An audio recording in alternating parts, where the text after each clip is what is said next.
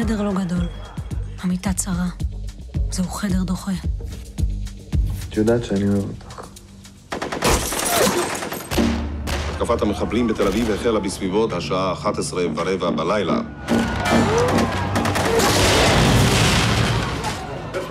אני חשה רק רצון אחד, להיעלם.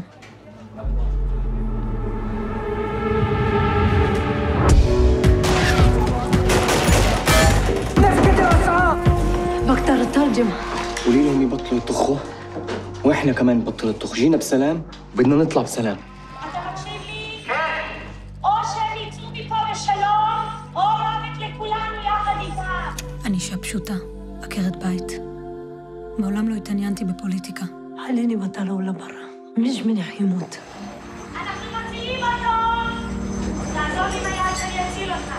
שוב ושוב אני נושאת תפילה. רק שלא יעלה השחר. רק שלא יעלה השחר.